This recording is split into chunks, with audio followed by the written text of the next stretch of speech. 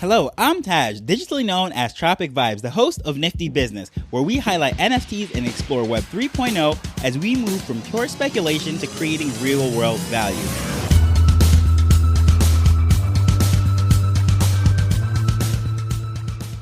So today I have a very special guest, MommaBear, best known from the Bulls and Apes Project. She hosts a lot of spaces on Twitter. However, she is quite active in this whole NFT space, and you might know her from various communities, but I would say that's where she is best known from, and that is where I met her. It was during the Bulls and Apes Mint. So without any further ado, I would love to just get to this interview because I had so much fun doing it. I am very excited to have you here. I finally get to do an interview with you, and I've spoken to you quite a few times in spaces through the Bulls and Apes Project. All those spaces with MommaBear, everyone in the community should really know who you are, but to actually get a one-on-one with you, I'm very excited about that, so thank you for coming on. Of course. Thanks for having me. It's an honor, really. As I said, the meeting point for us was in the Bulls and Apes Project. Can you believe that's been 3 months now? It's unreal, like totally unreal. That it started May 31st, and I didn't think that was ever going to happen. And then around the clock until mint out was, we say 67 hours, but it was like 64 and a half. Not that anybody's counting. Yeah, it was a great success. During all that time, everyone was saying the price is crazy and all of this stuff, it wouldn't work. And sure enough, it did. So I was very excited to see that. And I want to say you guys did an amazing job with those spaces. And I think that's where you really came into your own by, I would say, hour 40 or so. It seemed like you just came alive. You're no longer afraid of it. You get to the point where you're like, okay, I know what I'm doing. I still every day have this, oh my word, I can't believe people are listening to me and take anything I say seriously, or like I'm anybody to be listened to. That's really, I pinch myself every day that this is what I get to do. How did you get into the whole Web3 space to begin with? What is your backstory? My big brother, I worked for him. He's in construction, and I worked for him, and he got me into crypto. And so we were doing crypto together, and it was super fun. Got stressful at times. And then at Christmas, he says, you have to do NFTs with me. So he walked me through buying my first NFT at Christmas. And then I started asking more questions and realized that there's people on Twitter that are talking about NFTs. I had to go listen. Didn't take very long because I have 500 million variables of questions. And I went from one question to another question, and I just kept asking questions. I think it was my second or third space that I was in. I ran into Loudmouth and D-Dish. Oh, wow. In the Apocalyptic Apes. And so I asked my first question, and Loudmouth was like, hey, I could help you earn your yard sale money for NFTs.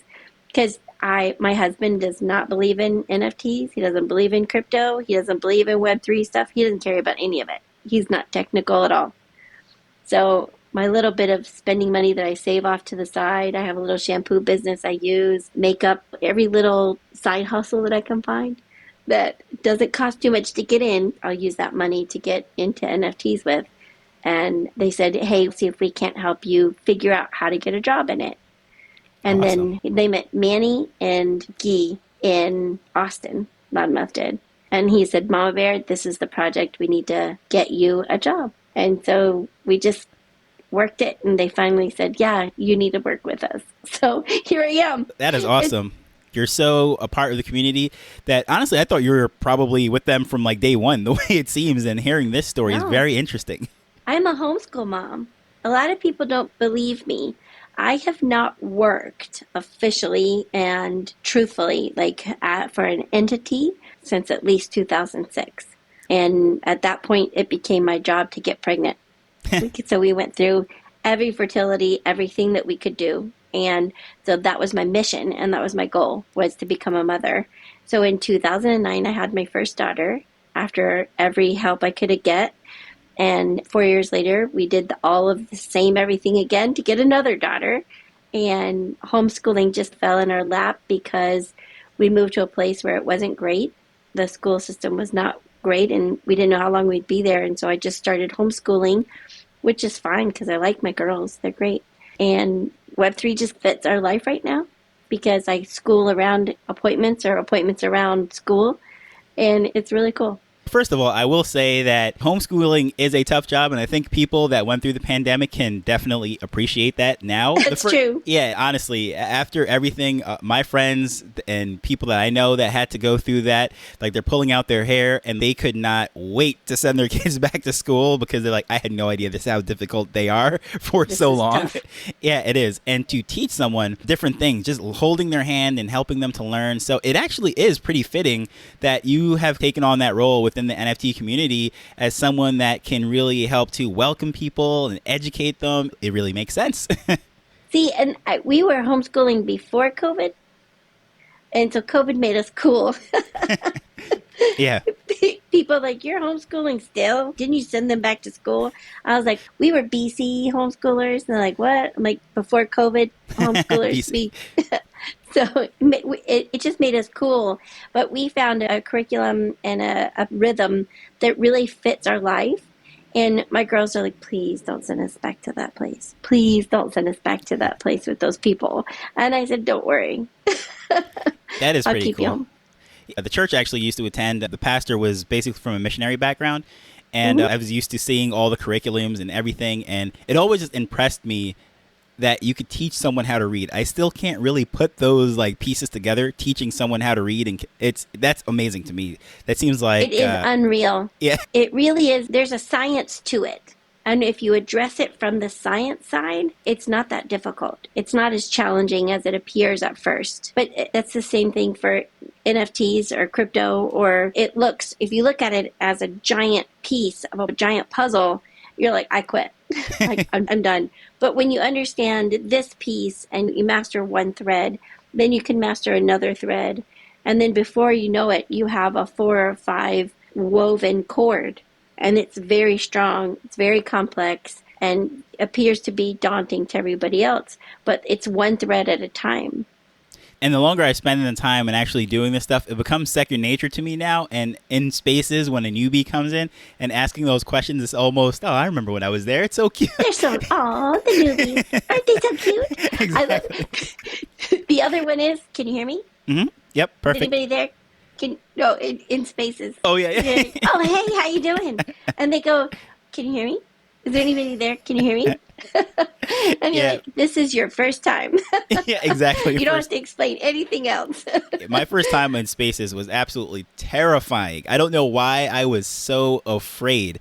But for someone like you who spends a lot of time in spaces, what was that like, your first time going into spaces? Was that equally as nerve-wracking as it was for me? Because you seem like a pure natural. Thank you. It's like the first time I called the radio station when I was a kid.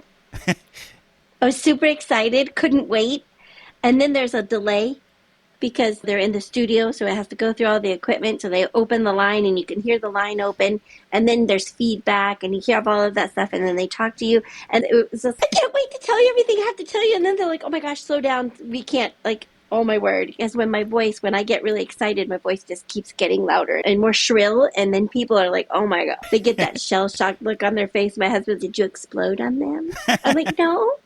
Just a little bit. It wasn't a supernova. It was just a nova. It's very funny. For going into spaces the first couple of times, I did the same thing. I wish I could go back and listen to them because I know they have to be absolutely horrible. Because I tend to talk fast when I'm nervous. And I tend to really get chatty when I'm nervous. And so I've had to tell myself to take a second. And it always made me nervous when someone had their hand raised on the screen and I could see it. And there's other people are coming in, speakers are going out. And when you are a speaker, you can hear the people coming in and out. And as the host and co-host, you can really tell.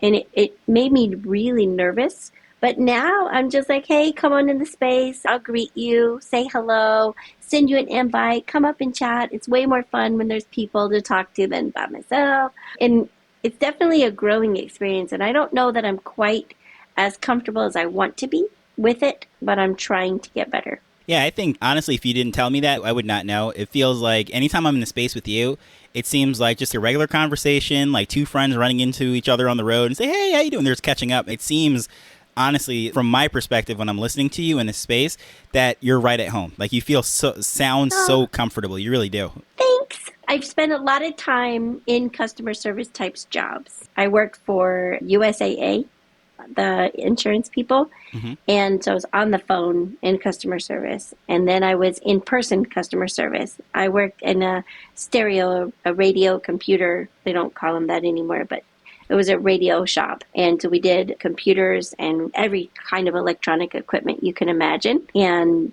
then I worked in a video store. What are those again? Rewind. Video store. Be kind, you had rewind. to rewind them. That's right. You had to rewind them. You learn de-escalation skills when you're face-to-face with somebody. When you're in a grocery store and you're slinging their groceries and that person has come in and has been such a brat. And you have to, you learn skills. But I like people. That's the number one thing. Yeah, I was going to say, the one thing that all of this technology, despite whether it's Web 1, 2, 3, 4, 10, whatever we're going to in the future, is the people element. Like, people will always be people. And, you know, when we're talking about machines and tech replacing people, that's not going to happen. You always need someone to be able to interact with people. And no one can really do that like another person. So that is a very valuable skill. And I really see how all of that comes together. So all of these little pieces to the puzzle, it's funny how it all just lands into Web3, and Bulls and Apes and the rest of the community really get to benefit from your skill set and your experience all of coming together right here for us. It's really cool. It is. It's so cool because when you look at one of the things that got my attention the most with the Bulls and Apes Project and what made me say, okay, let me see if I can learn this. It wasn't just pictures. It was pictures and they had a lore. And then they had a layer of mints. And then there was another layer. And then you could go through the whole process. And so it was like this three-dimensional puzzle that you could take apart. That was the project. And then you could put it back together. And you have the guys. We call them the guys. I do. I just call them the guys. Between Anthony, Manny, and Guy. And Tankman came on. He wasn't a founder, but he might as well be.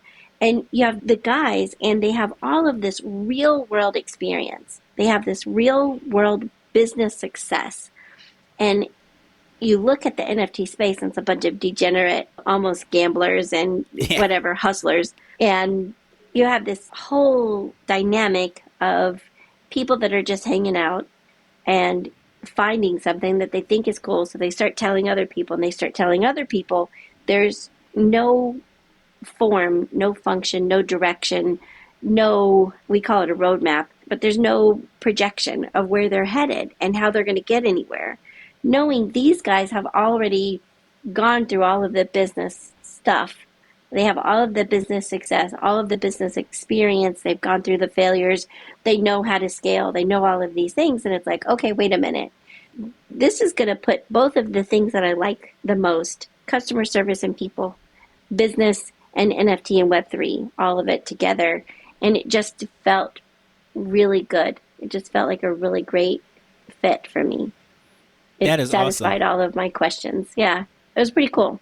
It was, and just everything coming together, because I remember the thing that really caught my eye and my attention with the project itself was, first of all, the ETH back guarantee. I was like, that was just sticking out in my head, and it was just mind-blowing.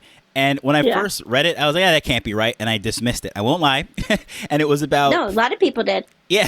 It was about 30 days after I first came in contact with the project and was speaking to someone that was reaching out from their team that I said, you know what? Like, literally, I was dreaming about it. I'm like, a 30-day guarantee. It was just ringing in my head. This is so weird. I'm in this space every day.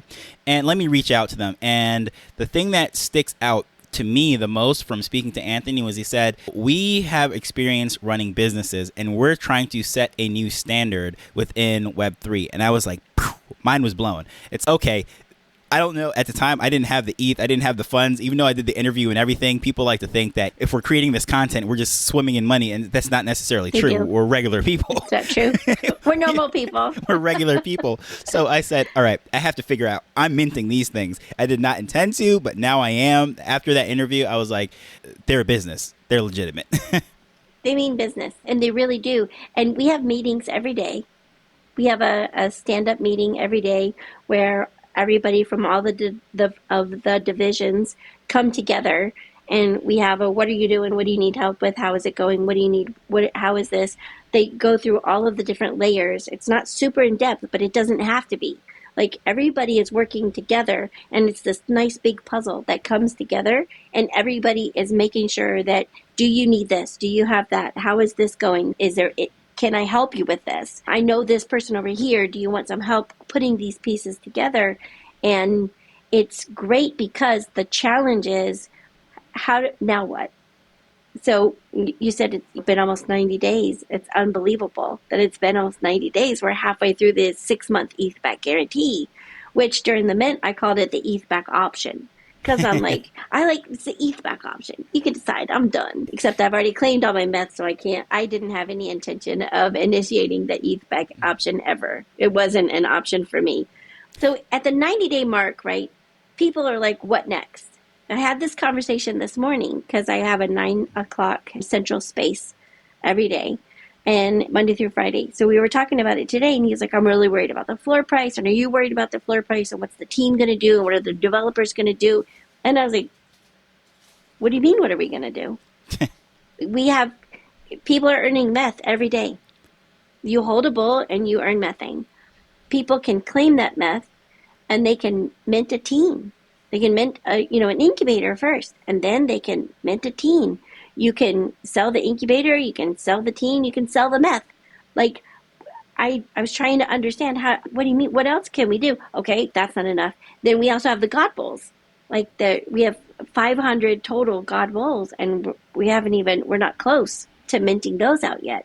We had 12,500 teens that are available. It's deflationary. We'll get down to 9,000 total. So I was like, you have the merger orb as well for being able to mint the God Bowl. The website has been reconstructed 2 or 3 times. They've added different things. They've added the meth corner. They've added the trading corner in the Discord. So that alone was for people to be able to facilitate trades back and forth with each other. In Twitter, there's the meth corner for people to trade and swap and discuss the price of meth and all of those variables. So the Creator Bowl hasn't been revealed yet. You have the apes that are going to be coming out soon. There are other things that are on the horizon. Exactly right. I'll now swallow those words. So there are other things that are also coming. So there's so much out here already that I feel like the Bulls and Apes family and the Bulls and Ape Nation has gotten a little spoiled because they're like, we want more. Yeah, exactly. We love all of it. Give us more. So it's like a puppy that eats too much and they just keep eating. So it's like, you can have some more, but wait till tomorrow. Have some more tomorrow. Let's take a Web3 out of it. If you had said in a traditional business that in 3 months, a business was able to implement basically probably a dozen different areas and launches and all these different things, people would say that is unrealistic. There's no way any business could roll out that much in such a short period. That'll never happen. It's impossible. It can't be done. But in Web3, it's like, really? Yawn? They need to do double. Like, what are you talking about? It's the truth.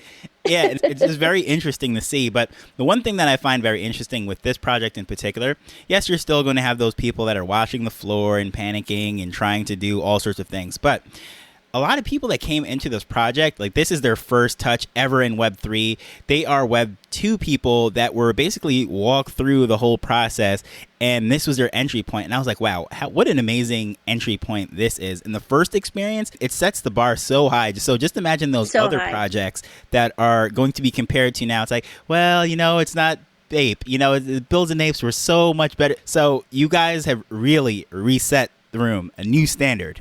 Reset the standard, and they've made it to where other people, other projects have come out, and I remember hearing myself say this. They said, oh, we would love to talk to you about promoting our project, and we'd love to talk to you about all of these things. And I said, you do know that I'm a homeschool mom, and I work with and for the Bulls and Apes Project already, and school's going to be starting in a couple of weeks, and so are you guys fully doxxed? And they were like, no. I said, okay, are you pre-funded? And they're like, no. Has the project been audited 5 times or even 3 times? They said, no, we haven't been audited at all. And I'm like, I'm going to have to go with, I'm good. Thanks. Exactly. I appreciate it. I'll take a look at you on secondary or after mint or during mint or whatever, but not right now. I'm gonna hold on to my baby ETH tree with its little one bud and it's okay. Oh, good. Thanks for thinking of me though.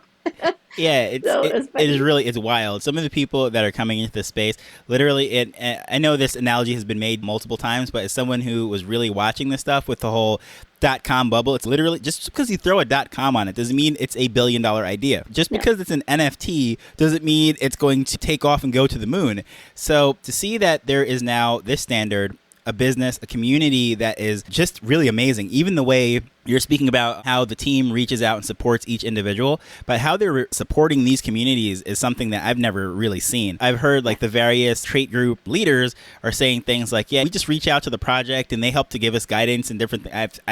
I've never heard that in any other project. No. Not only that, but they're certified trait groups. So the larger brand has said, the Bulls and Apes Project itself has said, yes, you can represent us. Yes, you represent us as a collection of community members, as a collection of holders. Just our holders alone have been certified to say, yeah, you can represent us and you can have your own logo and you can be us to everybody.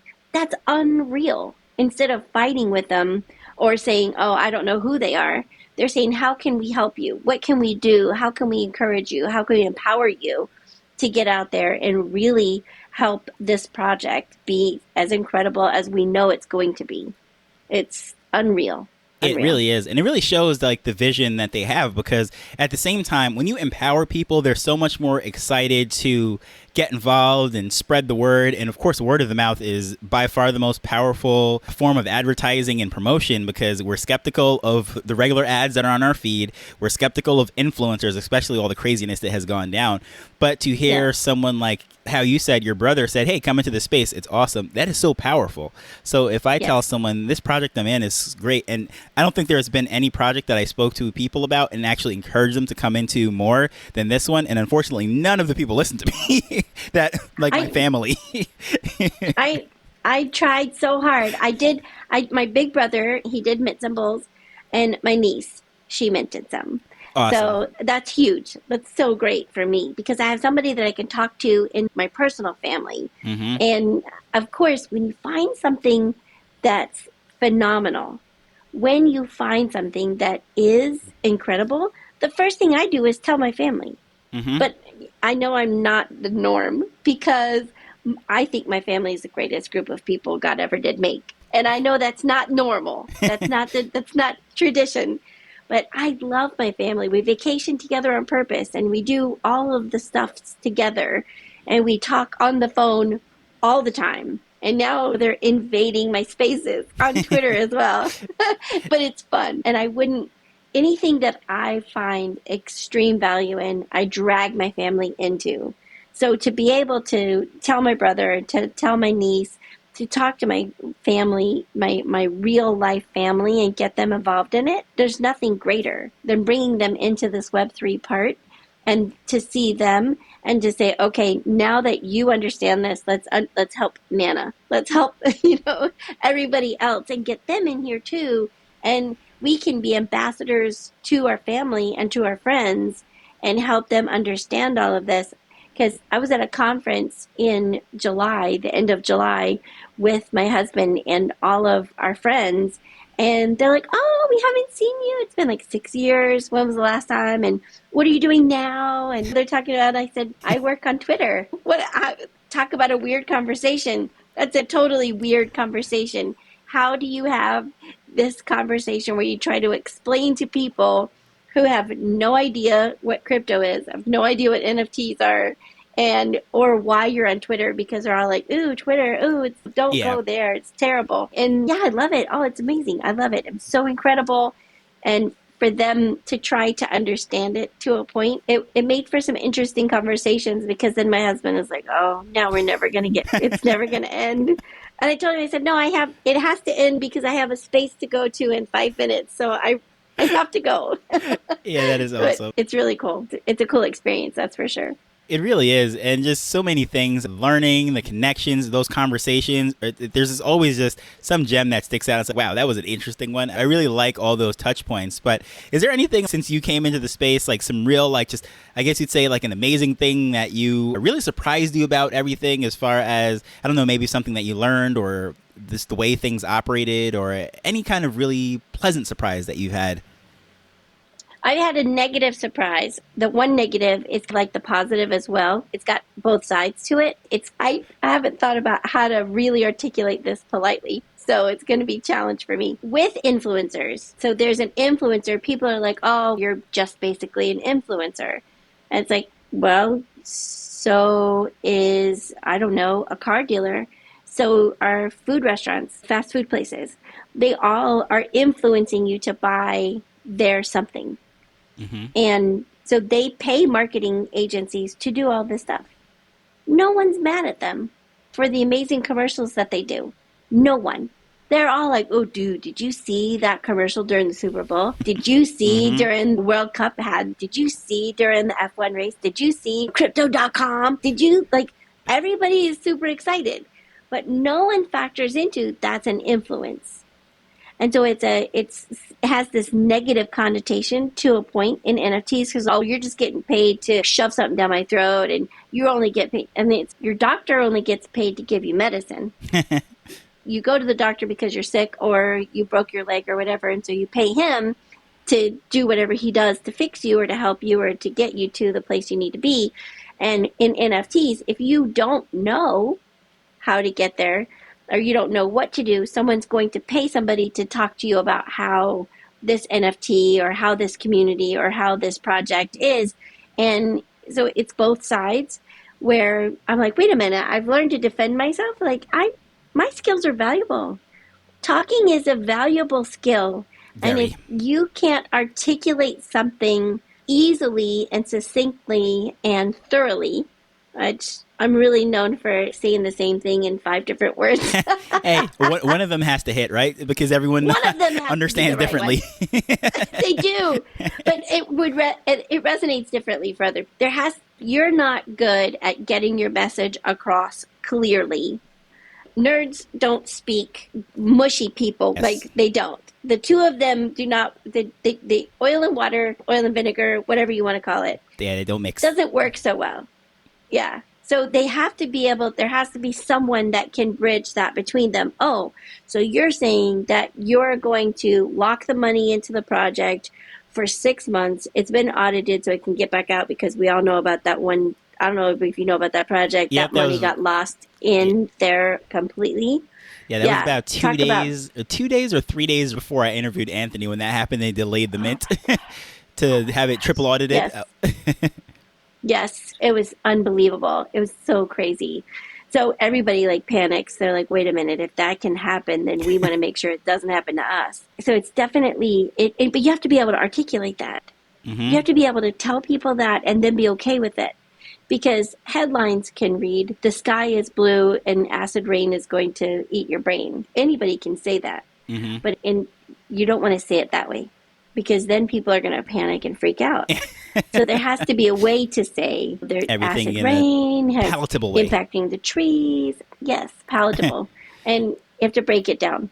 Yeah, and that's even my bio on Twitter. I forget what it says exactly word for word, but basically I speak about NFTs in plain English. That's what I do.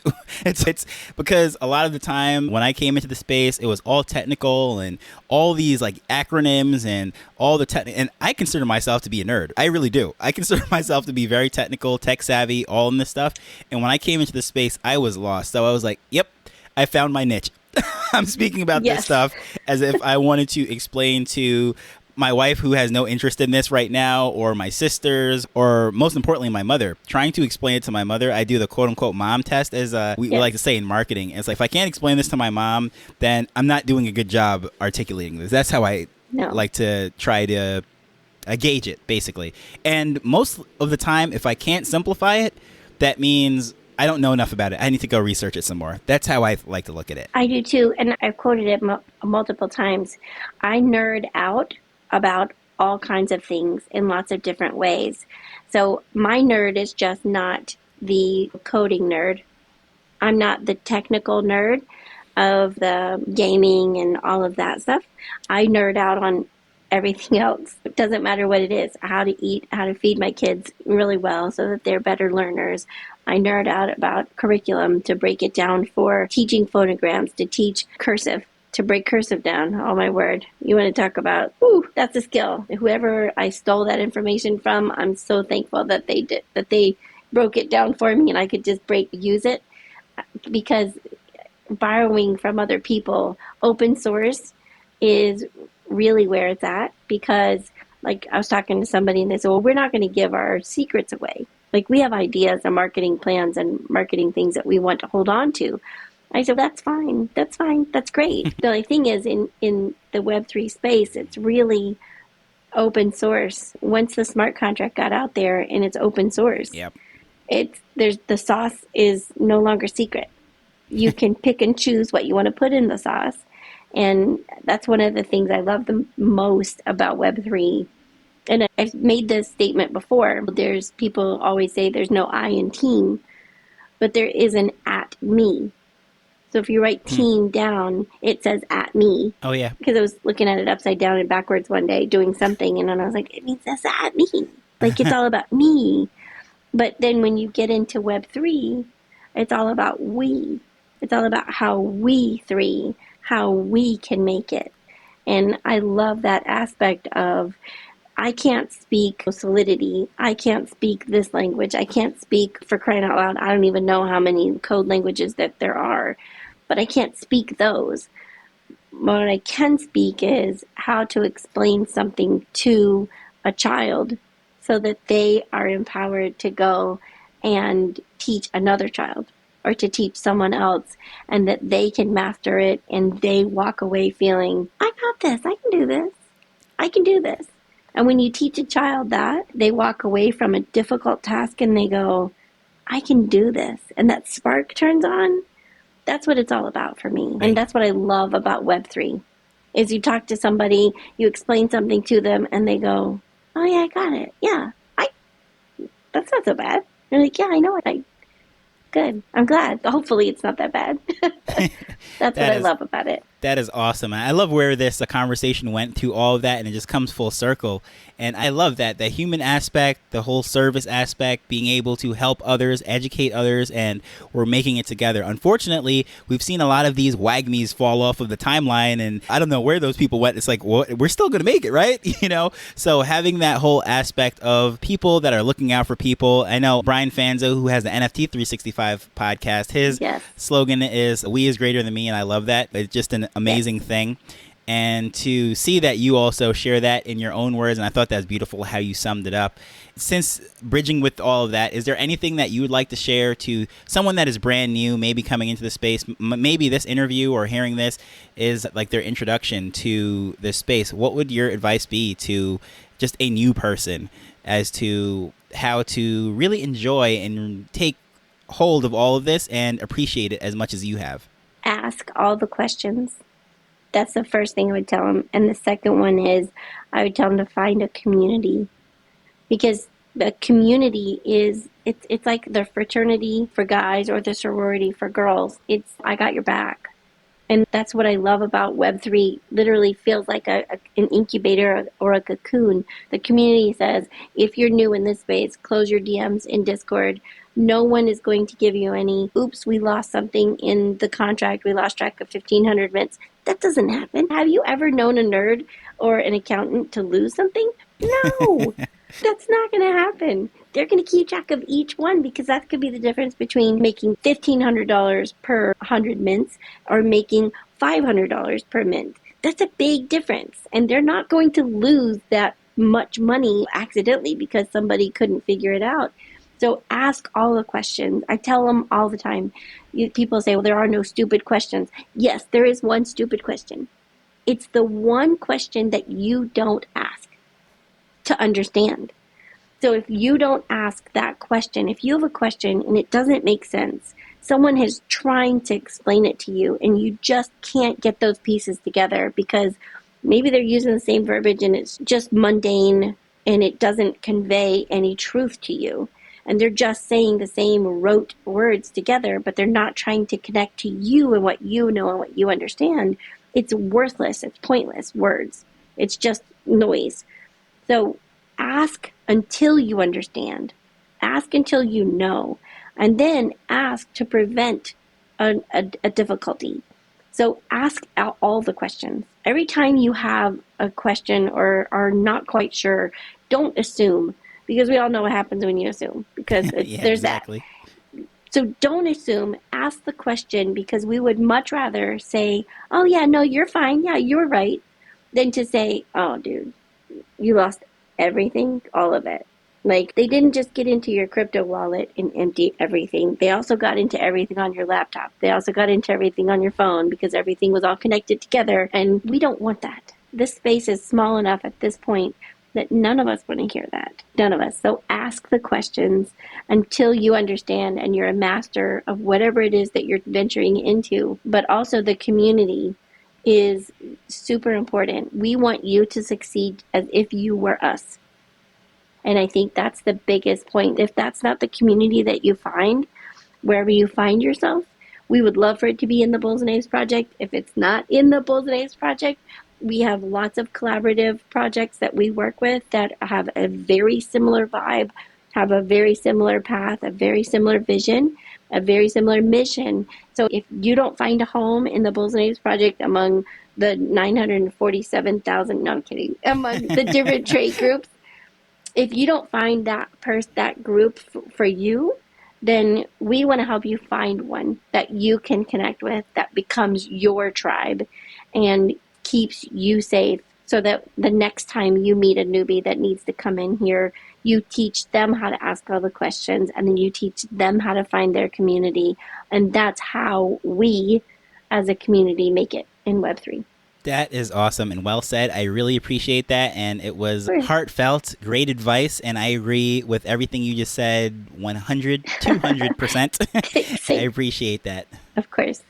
And thank you for taking the time for sharing that with everyone and giving that such a warm and hearty advice. Thanks. I really appreciate the honor. And it's such a blessing to be able to have a place to connect and to convey and to really just, I don't know, make this space even better. So thank you. I appreciate it. You're welcome. And of course, anyone that wants to reach out to MommaBear, I will have all of her contact information as far as her Twitter handle and what have you in the show notes. In the show notes. So please feel free to check that out. And I highly recommend, if you've never been in a Twitter space ever before, that is a wonderful place to start in her Twitter spaces. And it is just very enjoyable, very welcome. If you have any questions, as she just encouraged, ask questions. That is one of the best places to bring it. You won't be laughed at. You won't be shunned, ran off the stage. And it's just a very welcoming environment. So thank you for your wisdom and your time. Thank you. I appreciate it. Wasn't that great? Just a wonderful person and a wonderful resource to have within this whole NFT space. I think she is a welcoming person. Her personality is just so bubbly, and she always is open to answer questions. As she said, there's no stupid questions. So if you're new to the space, or if you're just genuinely curious about the Bulls and Apes project or any other NFT project that she might be involved in, please feel free to reach out to her. I will have her Twitter handle and everything in the show notes. So as usual, I just want to thank you for taking the time to listen to this as we're learning and building Web3 together. So until next time, later. The Nifty Business Arrow is not investment advice. It provides insights and information within the space. As with anything, please do your own research before making a decision whether you're making an investment or a purchase.